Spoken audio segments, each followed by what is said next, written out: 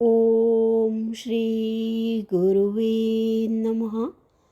न गुरुरधिकं तत्त्वं न गुरोरधिकं तपः। तत्त्वं ज्ञानात् परं नास्ति। तस्मै श्रीगुरुवे नमः। ॐ पूर्णमद पूर्णमिदं पूर्णात् पूर्णम् उदच्यते पूर्णस्य पूर्णम् आदाय पूर्णम् एव अवशिष्यते। ॐ शान्तिः शान्तिः शान्तिः। प्रणाम भगवान।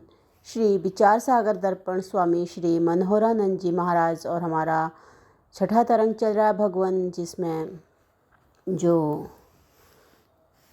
तर्क दृष्टि हैं वो गुरु जी से न्याय मत के बारे में जो है वो अपनी शंका पूछ रहे हैं भगवान की कृपा करके न्याय मत के बारे में थोड़ा सा बता दीजिए। तो यहाँ पर भगवान बात आई कि भाई आत्मा सत्स्वरूप चित स्वरूप और आनंद स्वरूप है और नित्य है। तो अब आत्मा नित्य है और आत्मा व ब्रह्म की एकता को बताते हुए गुरु जी यहाँ पे बता रहे हैं कि आत्मा और ब्रह्म की एकता ही वेद का परम सिद्धांत है। यद्यपि जीव और ईश्वर की एकता वाच्य अर्थ की दृष्टि से नहीं बन सकती, किंतु जीव साक्षी आत्मा और ईश्वर साक्षी ब्रह्म, इन दोनों का तो आपस में अभेद ही है। अभेद है ही। भेद तो केवल अविद्या और माया रूप उपाधि के भेद से ही प्रतीत होता है। जैसे किसी कमरे में रखे हुए घड़े में जो आकाश है, उसका उस कमरे वाले आकाश से उनकी घड़े और कमरे की दृष्टि से यद्यपि भेद प्रतीत होता है, किंतु वास्तव में वह घड़े वाला आकाश और उस कमरे वाला आकाश से भिन्न नहीं। ठीक इसी प्रकार आत्मा और ब्रह्म का भी उपाधि की दृष्टि से भेद नजर आता है, किंतु वास्तव में दोनों एक ही हैं। श्रुति माता भगवती कहती हैं कि अयम आत्मा ब्रह्म, अर्थात यह आत्मा ब्रह्म है। और मंत्र है भगवान एतत् तत् सत्यात्मा सत्यमात्मा ब्रह्म एव ब्रह्मात्मेव अत्र हव हव न विचिकित्सयमित्यं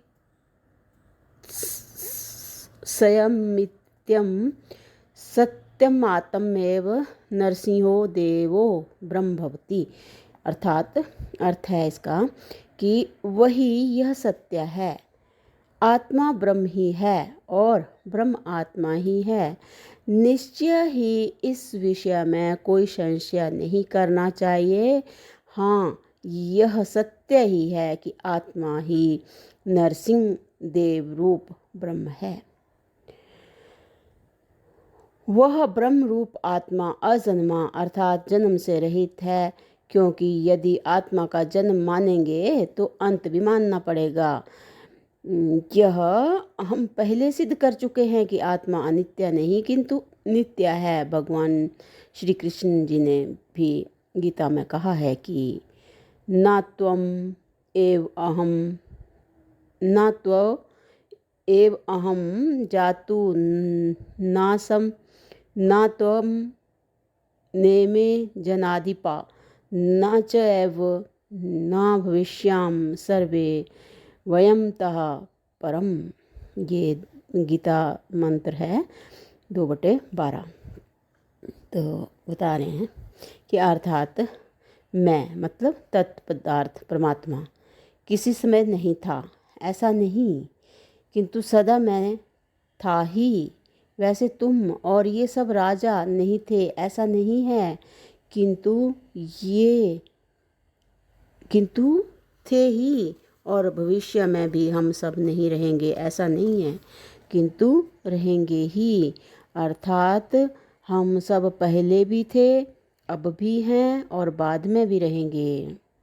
भगवान ने जो सबको नित्य बतलाया है वह शरीर की दृष्टि से नहीं किंतु आत्मा की दृष्टि से बताया है। जब आत्मा का आभास, इनकी प्रतिबिंब, जो सूक्ष्म शरीर में पड़ता है, जिसको चिदाभास कहते हैं, वह भी विदेह मोक्ष तक नित्य रहता है। तब आत्मा के नित्यपने को सिद्ध करने के लिए और दलील की तो आवश्यकता ही क्या है।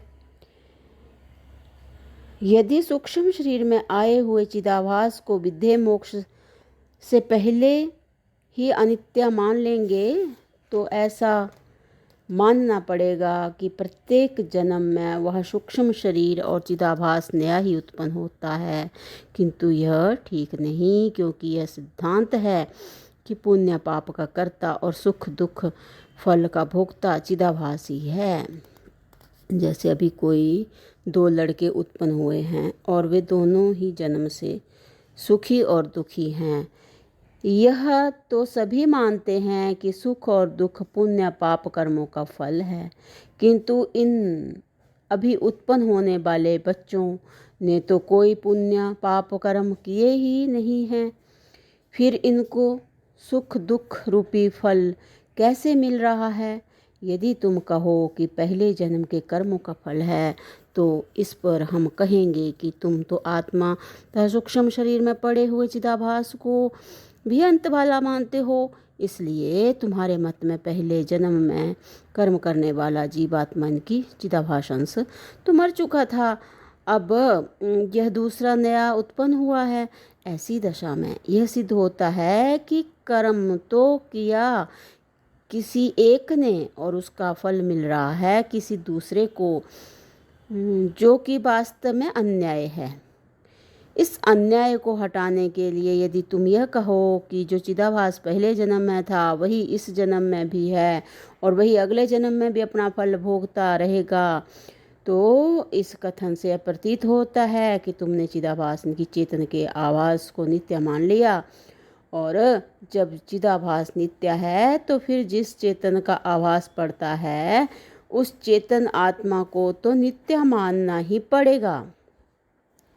यदि तुम हठ करो कि नहीं आत्मा का जन्म होता है तो फिर आत्मा की उत्पत्ति का कारण बताओ, क्योंकि किसी भी वस्तु के जन्म में कोई ना कोई कारण अवश्य होता है।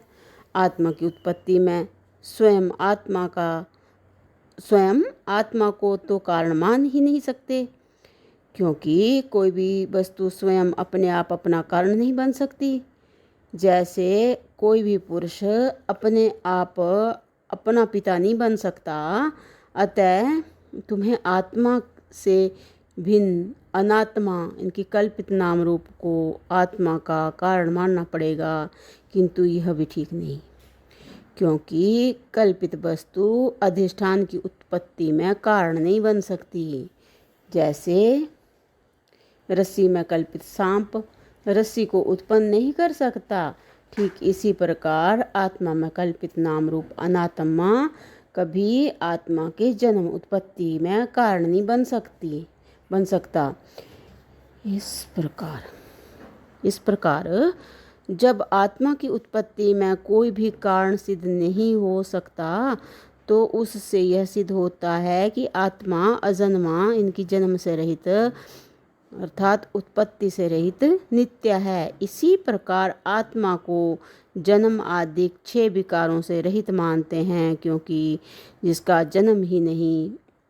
जन्म नहीं होता उसका प्रकट होना, बढ़ना, बदलना, घटना और नष्ट होना भी नहीं होता। स्वामी जी कह रहे हैं कि जिसका जन्म नहीं होता उसका प्रकट होना, बढ़ना, बदलना, घटना और नष्ट होना भी नहीं होता। यह सब विकारों से रहित निर्विकार आत्मा ही ब्रह्म अर्थात सर्वत्र व्यापक है। तो भगवान अब आगे जो है वो तर्क दृष्टि यहाँ पे शंका कर रहे हैं कि भगवान यदि वह आत्मा सर्वत्र व्यापक है तो दिखता क्यों नहीं। तो भगवान इसकी जो विस्तृत व्याख्या है इसको हम अगले सत्संग से कंटिन्यू करते हैं। प्रणाम भगवान। ओम शांति शांति शांति।